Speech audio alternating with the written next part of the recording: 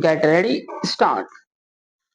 I rise to give my humble support to the Honorable Minister's bill to give effect to the financial proposals of the central government for the financial year 1987-88 as passed by the Lok Sabha.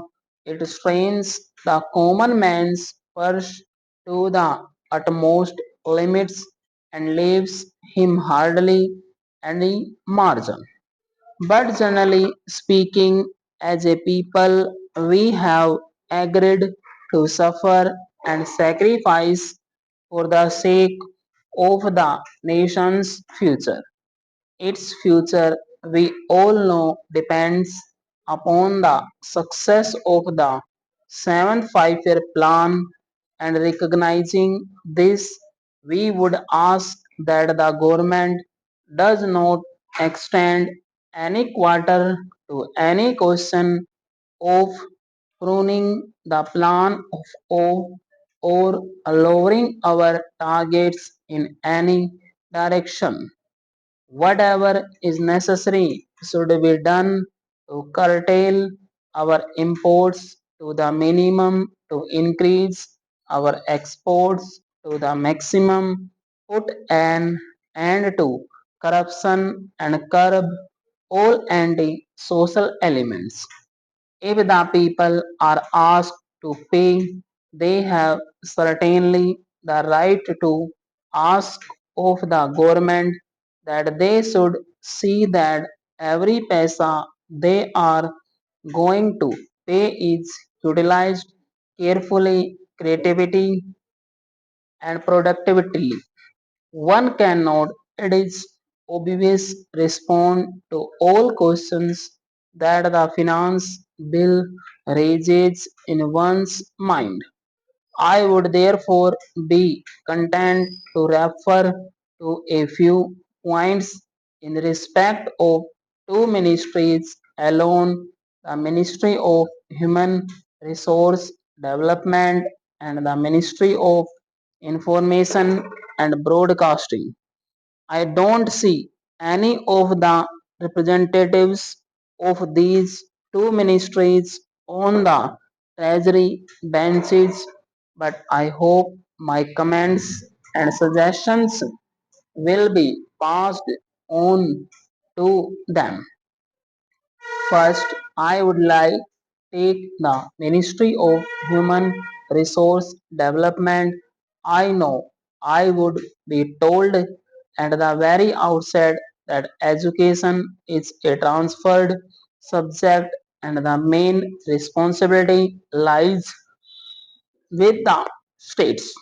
But at the same time, it is not true that the center issues directives from time to time, and these directives go a long way in determining the policy and programs of the states in respect of education.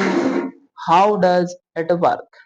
In recent years, it has been a very kind and generous practice of the central government through the University Grants Commission and also directly to offer matching grants to the states, and the states fall in line with the policy and programs of the central government.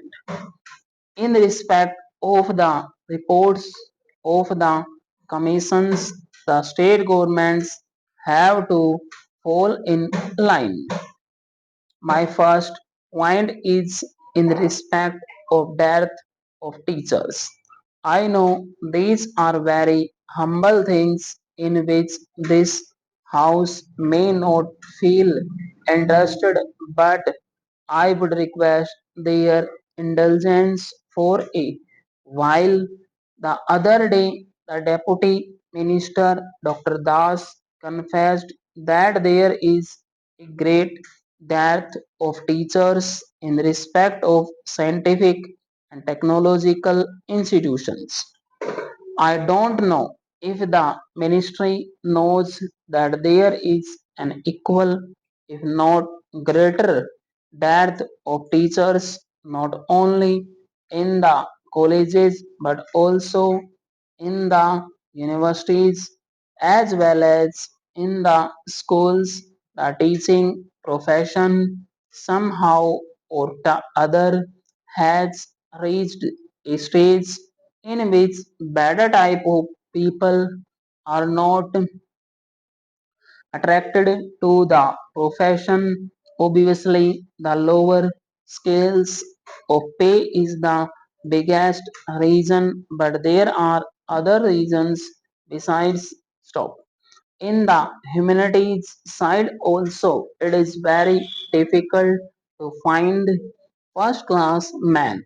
I don't know if the ministry is aware that not only in West Bengal but in the bigger states of Tamil Nadu and Maharashtra as well as in some of the major universities of UP, there are many colleges where it has become extremely difficult to fill up vacancies. We go in for first class men, we can't get them in certain subjects.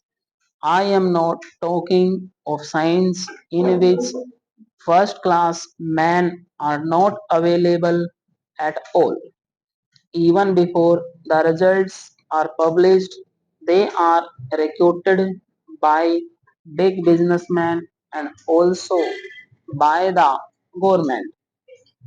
The government and the big businessmen are indeed the stiffest competitors in this direction. In the humanities side, it is practically impossible to really get a first class man in economics or in English or in history or in political science. I know most of the colleges in Kolkata, and I would give you one example of the government college in West Bengal. There were six vacancies running for one full year, and they could not fill them because of dearth of teachers. I sometimes sit as expert in public service commissions, and I have seen that advertisements go on running for 3 or 4 months and there is hardly any response stop. In the schools also there is a great dearth of teachers for some reasons that I can count.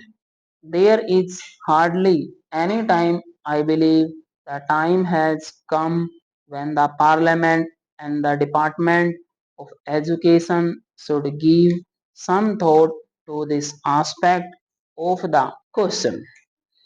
Don't we realize for a moment that the very source is drying up? The other day, perhaps it slipped out of the tongue of the minister in the Ministry of Human Resource Development that they are not encouraging higher education. Stop. Come on.